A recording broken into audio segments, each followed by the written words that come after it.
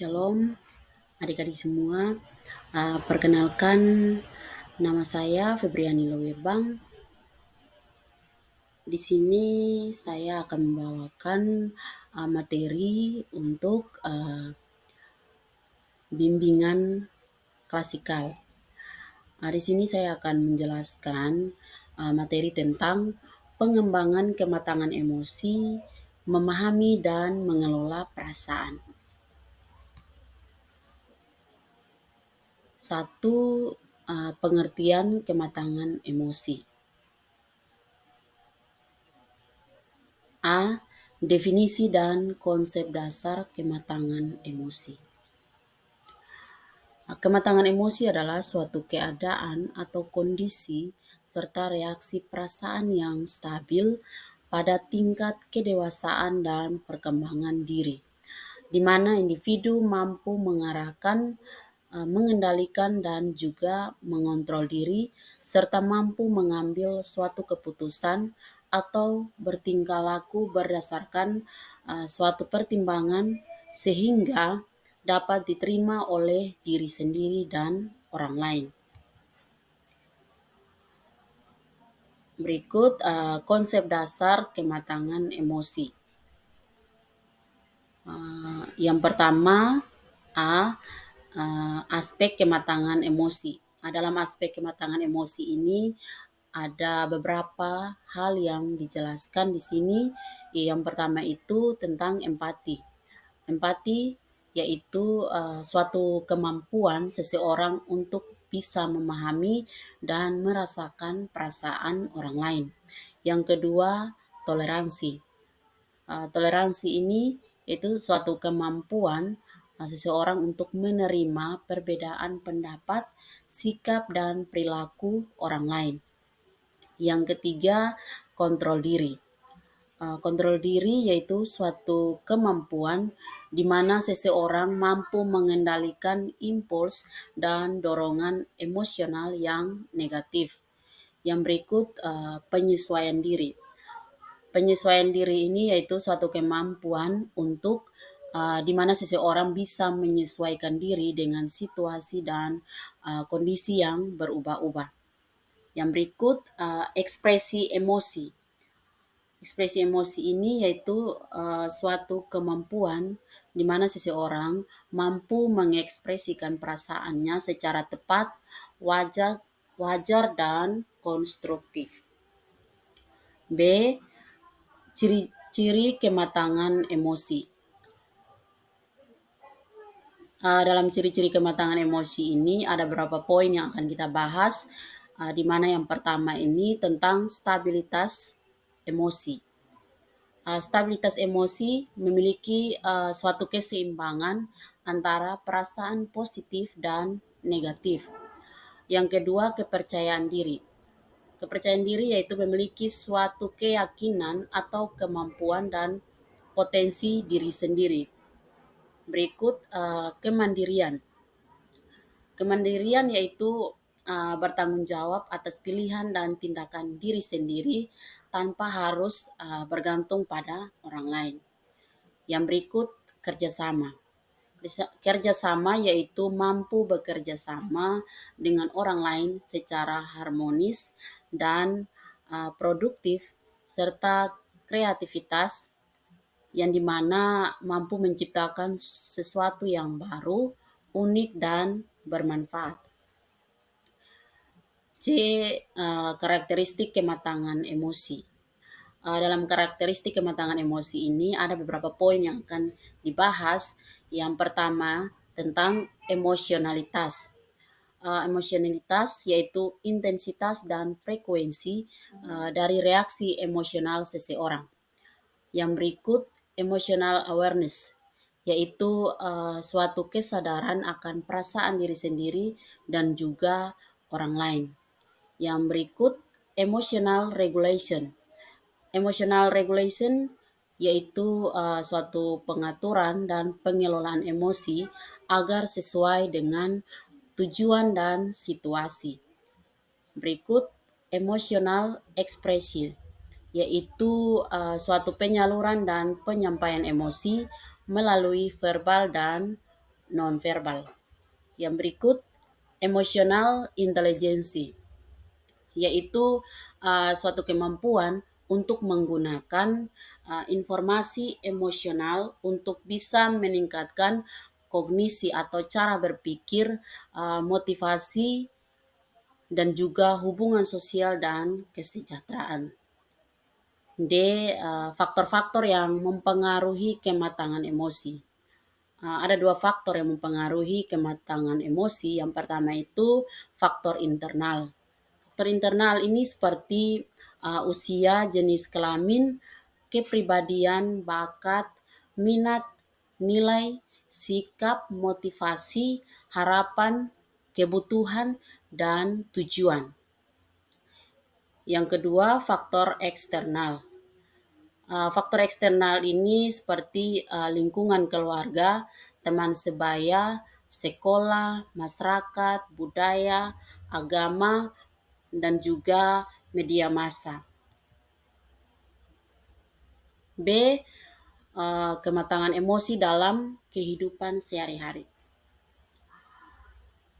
Dalam kematangan emosi yang bisa kita terapkan dalam kehidupan kita sehari-hari, yang pertama itu mengontrol dan mengekspresikan emosi kita dengan tepat, sehingga tidak terjebak dalam emosi negatif yang dapat merugikan diri sendiri dan orang lain.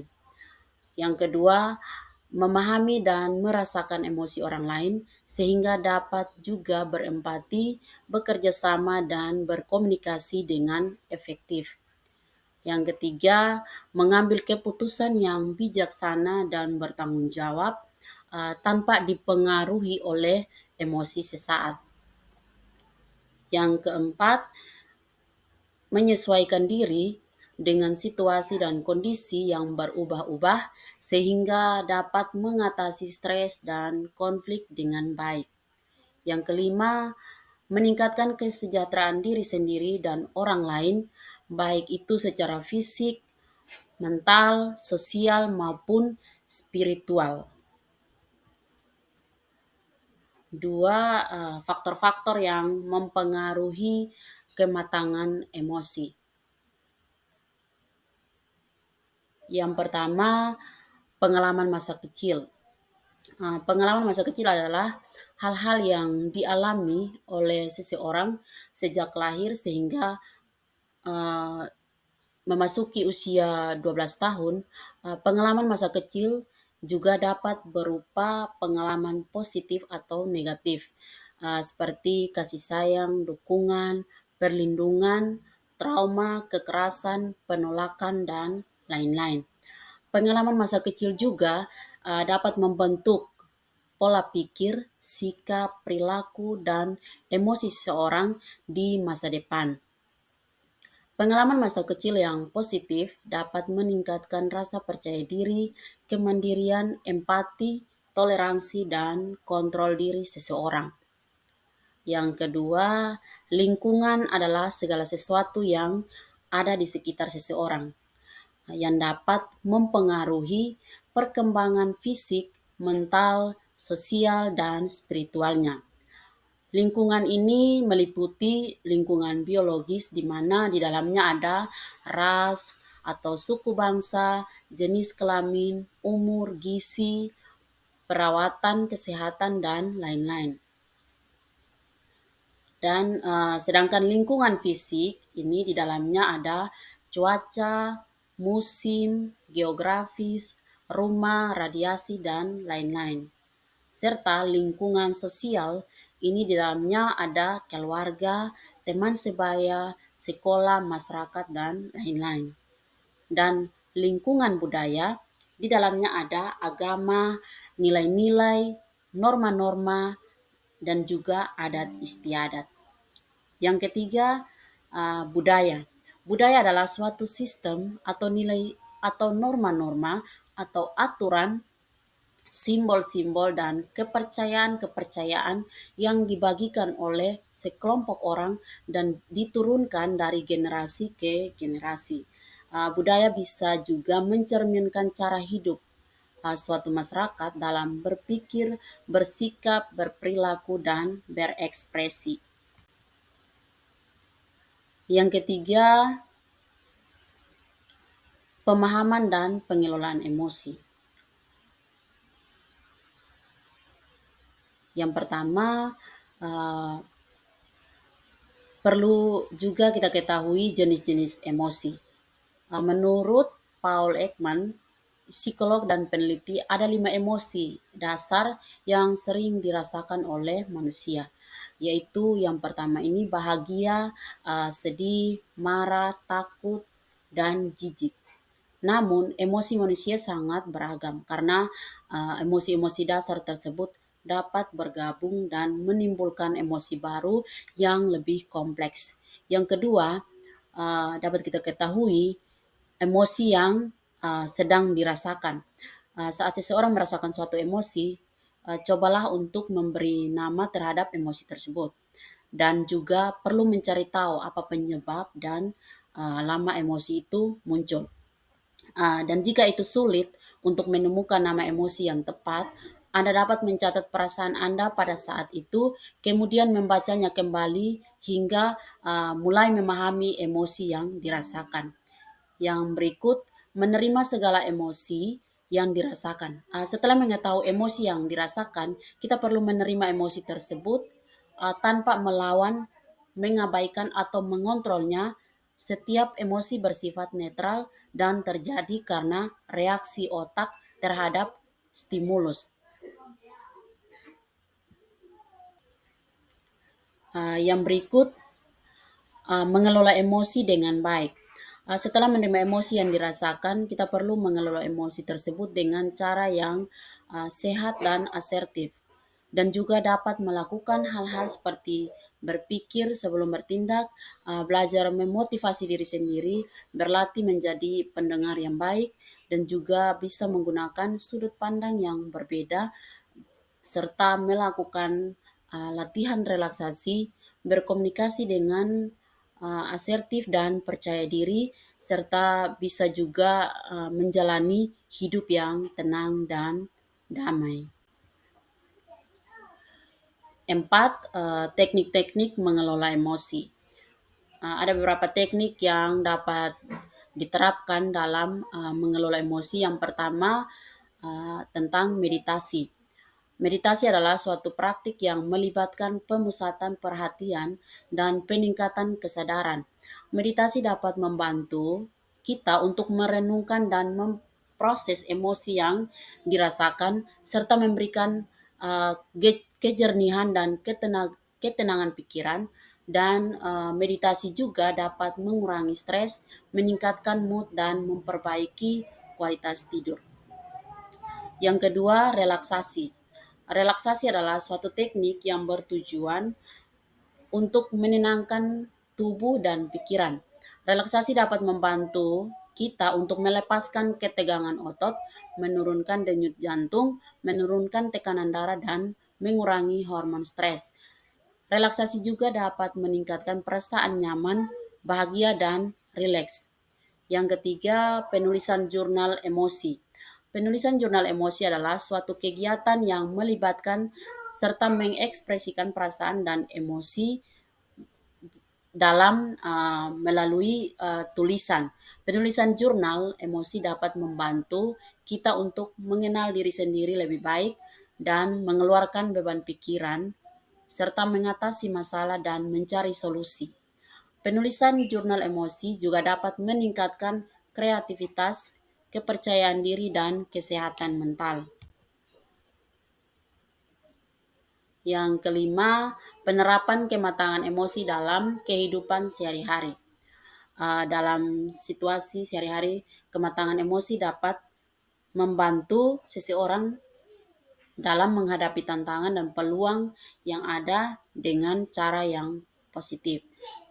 Dan cara untuk menerapkan kematangan emosi dalam kehidupan sehari-hari itu, yang pertama, menjaga keseimbangan antara emosi positif dan negatif. Emosi positif seperti senang, bahagia, dan puas dapat juga meningkatkan kesejahteraan mental dan emosional seseorang.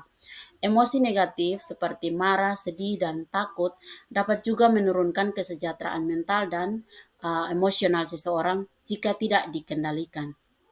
Yang kedua, mengubah perspektif terhadap situasi yang dihadapi.